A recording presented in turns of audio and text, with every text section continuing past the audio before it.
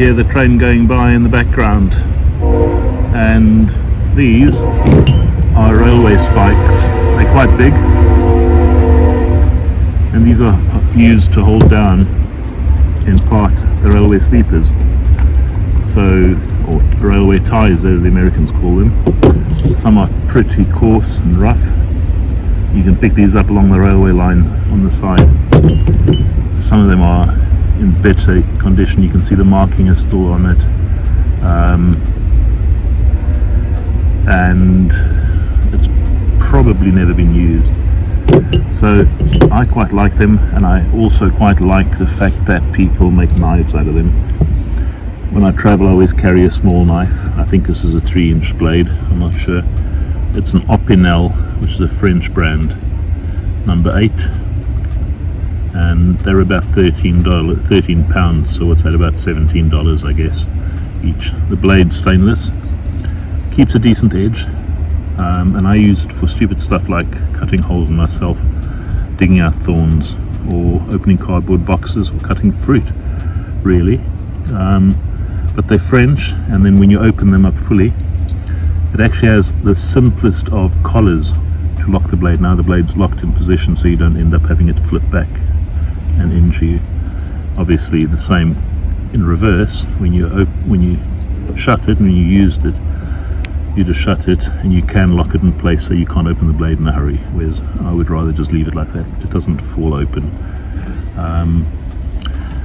Nicely finished, I like them, and for a cheap, what I call a fruit knife in my pocket, one of my favorite knives. The number 7 is a little bit smaller, and it's actually a better size. It's more tactile. And I sit and play with this like a worry bead. Then obviously every workshop needs one of these. This is Dennis's deer sausage knife, and this is just purely used for cutting meat, cold meats, jerky, whatever, in the garage, or anything else for that matter, throats, wiring looms, anything else you need to slice up. Then going back to the actual railway ties, there are some very clever people out there that will turn this into a knife, and that is something I wish I could do a bit of smithing, or somebody would teach me how to do a bit of smithing, just even to make one knife. I don't have to make 100, and this is the result, getting one of these. This is a railroad tie that's been processed, as you can see, quite clever. There's a twist in it over there. Obviously you've got to heat it, put it in a vise, and twist it by force, and then also you have to move the metal so that you end up with a blade. This one's reasonably sharp, and I think it's possibly not as sharp as it can or could be, but it's a really, really nice tool. These things just do it for my head. So one day I will own one, either by buying one or making one. We'll see. But I love shit like this. So yeah, I just thought I'd add knives to my general chat about the stuff I like, because if you had this in England, somebody would probably be upset with you. Over here, it's just something that lies in the workshop, gets used as a tool, and to me that's what knives are, is they're tools. They're not necessarily murder weapons. Obviously, let's do this. Is it open? And then you put these two together and you see the difference. I mean, they're completely different tools, but yeah, I thought I'd just show you something that really makes me happy, envious one day. Railroad spike knife.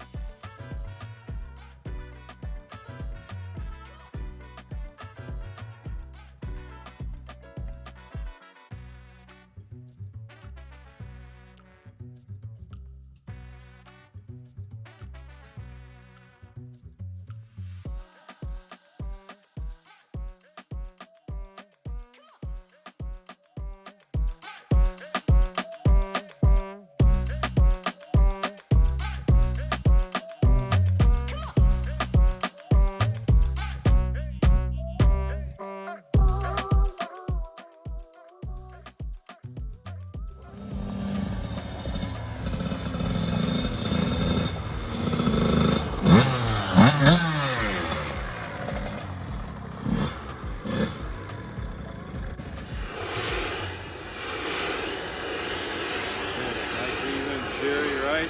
Yep, nice and even steady, you can do that.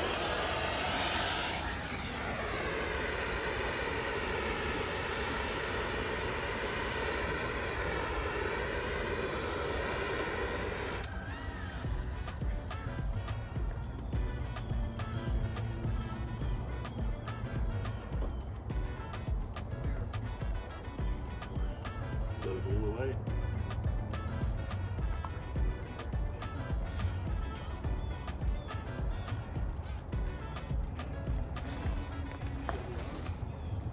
I knew that was going to happen. I need to find another bucket, Adam. Oh, sorry.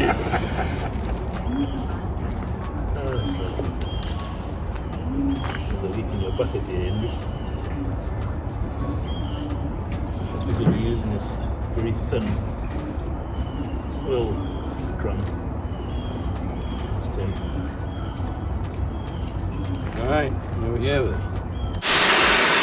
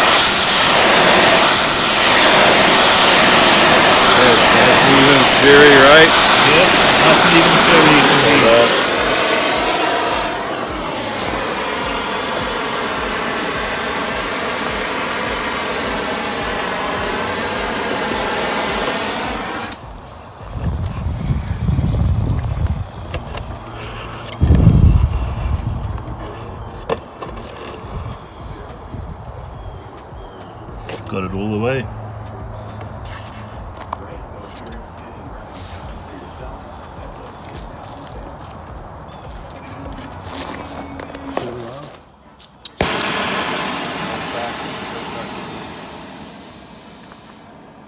Up a little more.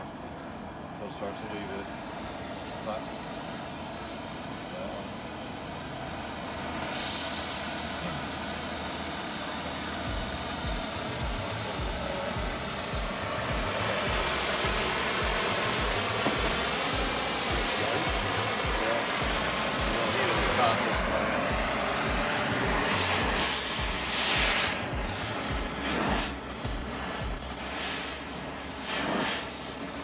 Wipe that off.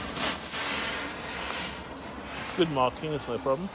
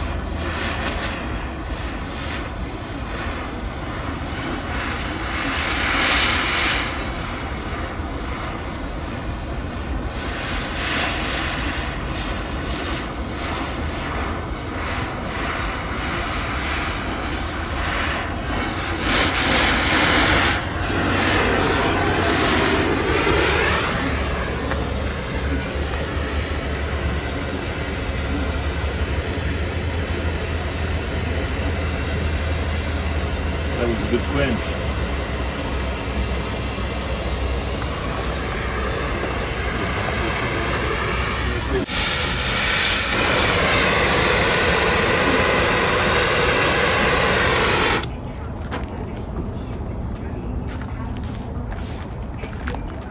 Okay. Smoke on the water.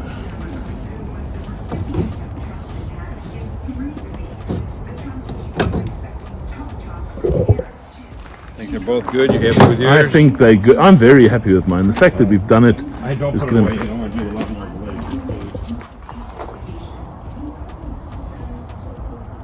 There you go. Lawnmower blades next. This is actually what Dennis does all the time. Hardens his lawnmower blades as well. Oil's a bit of a colour of black now.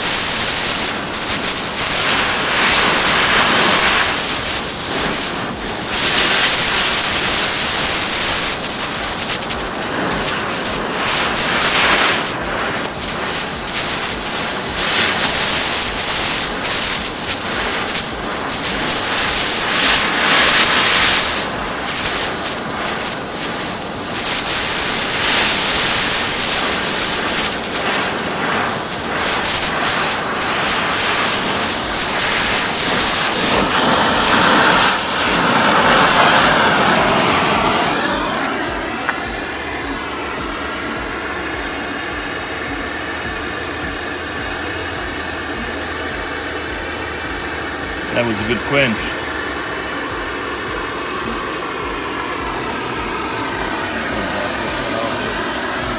There's some paper in that bin.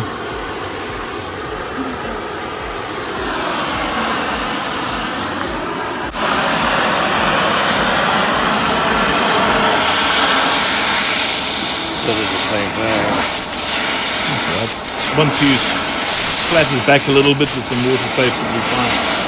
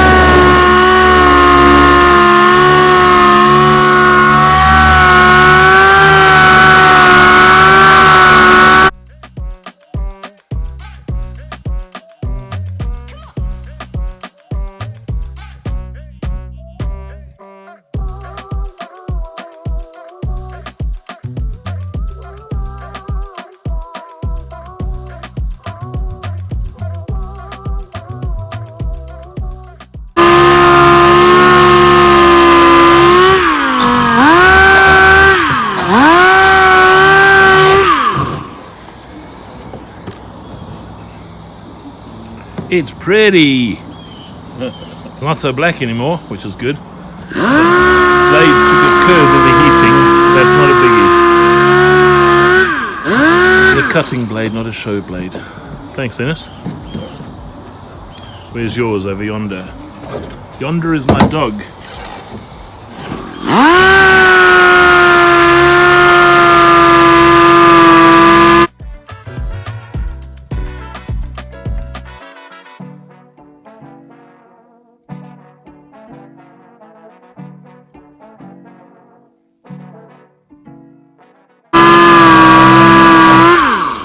Piece of sandpaper. Yeah.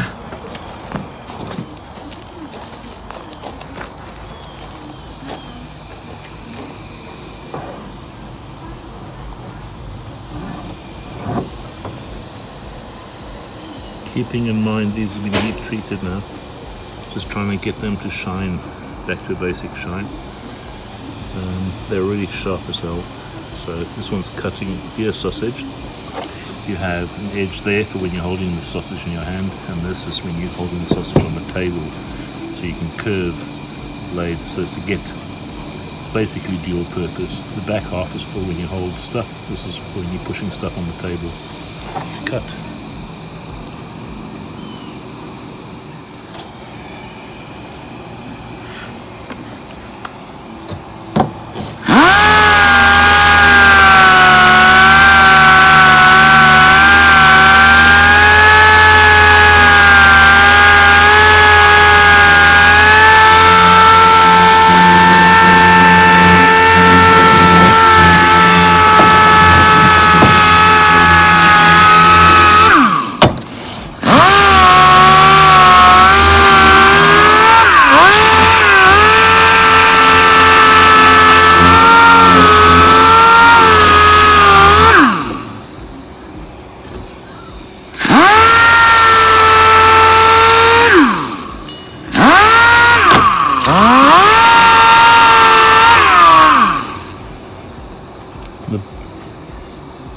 mark, the maker's mark obviously on there somewhere, and the back of the pommels, both the top and the bottom, you can sand as well if you wanted to, but they look like they didn't really go bad.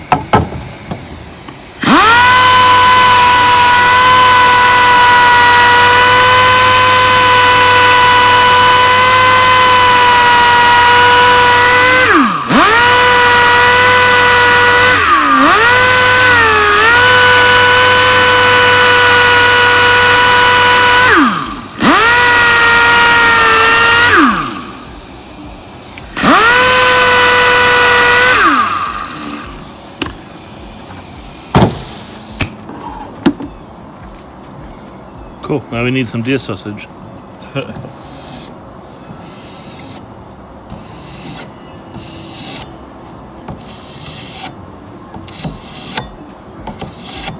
Cut wood.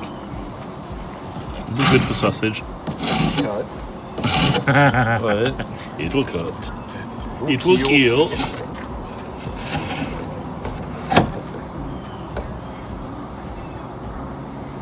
Cool. Have you got a stone anywhere, or you're not too bothered? Because it's probably sharp enough for what you do. Yeah.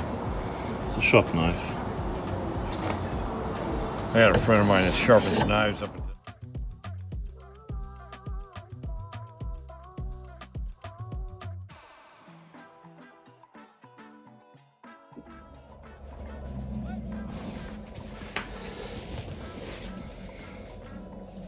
Right, so another small little bit of edit, bit of useful, useless information, but kind of the culmination of something which I'd wanted to do for years, which was, as you've seen previously, making a knife out of a railroad spike. So this is what they look like. Just perspective of size in my hand. These are used. You'll see there's a hammer mark on the back where they've obviously been driven in by some machine. They are made of a variety of steels. Some of it is high carbon steel. Some of it is probably a slightly less carbon content type steel. But that is what you start with. These can be bought in basically in junk stores, antique stores, etc. for between $1 and probably about $5, I guess. I saw some that were 2 for a $5 note, so it varies where you are. This one's got slight corrosion, but that doesn't matter. When you're busy smithing it, most of that will work away, and you'll work it away into the process. So that's what you start with.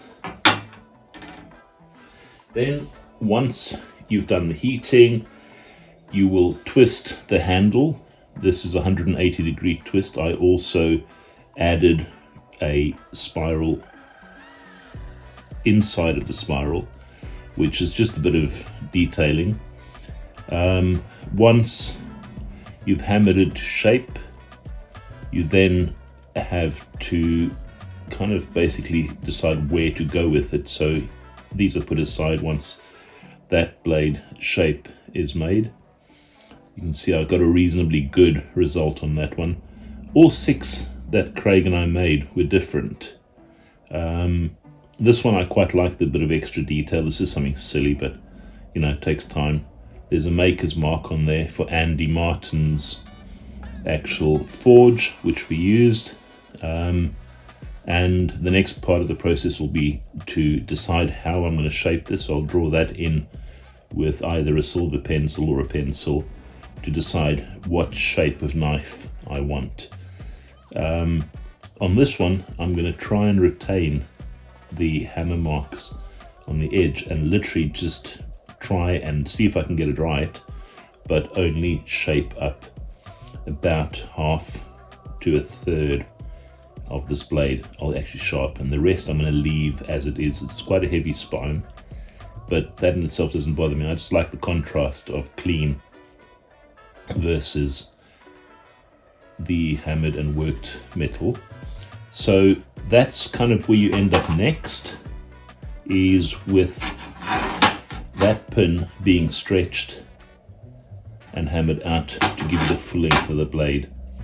And then when you're done with that, the next step is to actually try and manufacture a blade, shape a blade out of it. Everyone is different. In this case, you'll see I also put a bit of a kind of a, I suppose, an indentation for my hand. This is made specifically for me as a kitchen knife. Nothing more than that. You could probably use it to do a lot of other things, but to me this is a kitchen knife. The edge and the blade is actually pretty keen. I wouldn't mess with that too much. It will draw blood, or as they say on Forged in Fire, it will kill.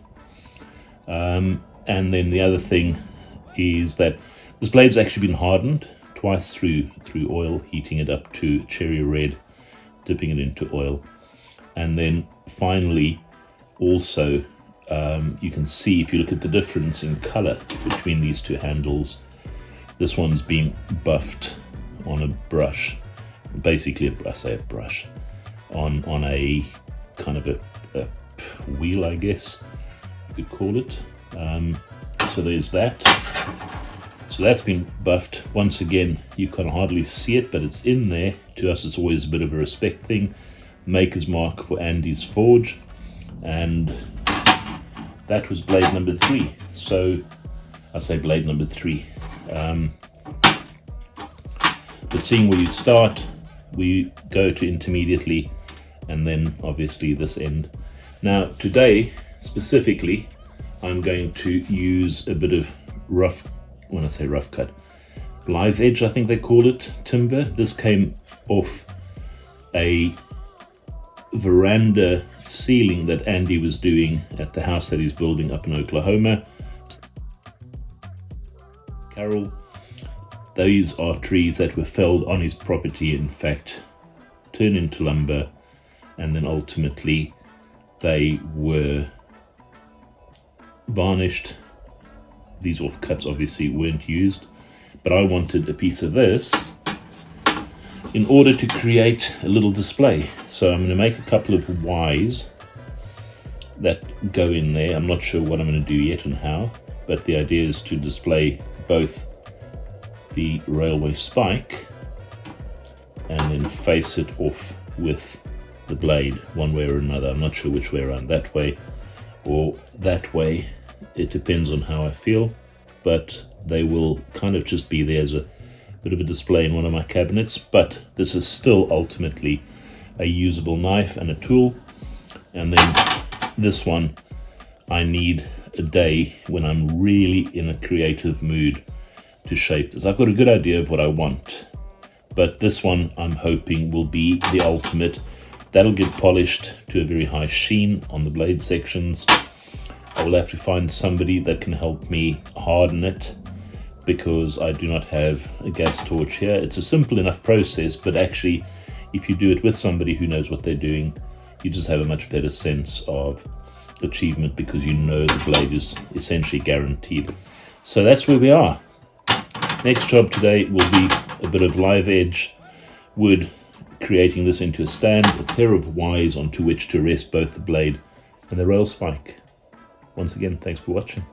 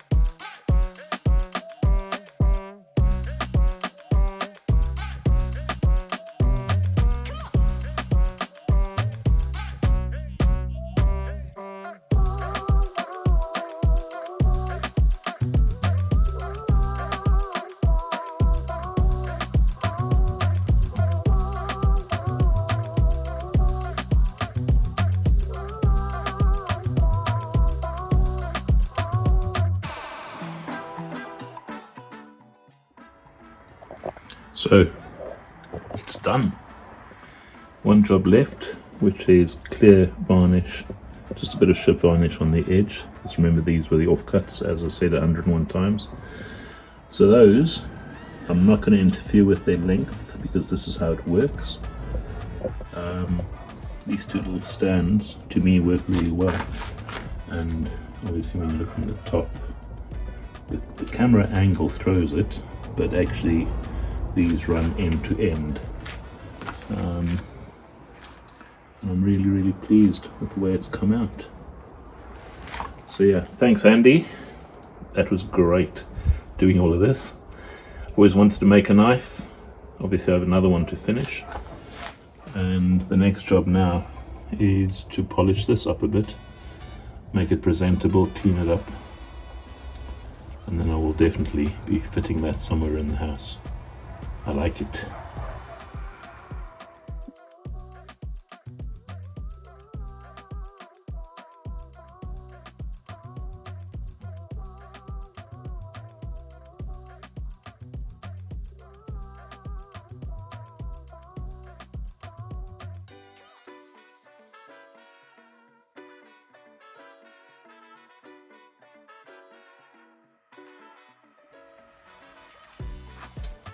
Right, let's see what we can do about this thing.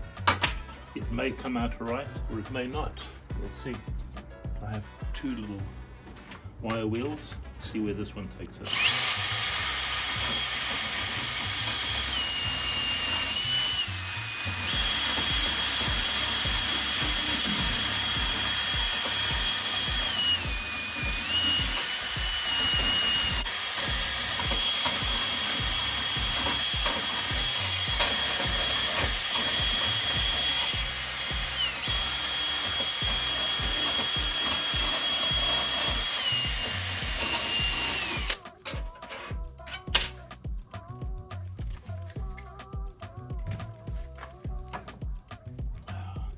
That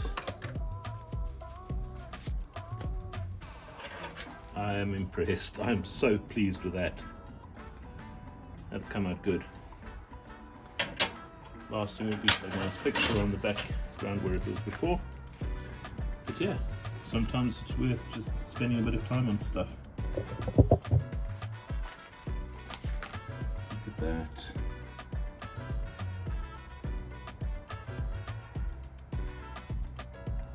.5 minutes of my time.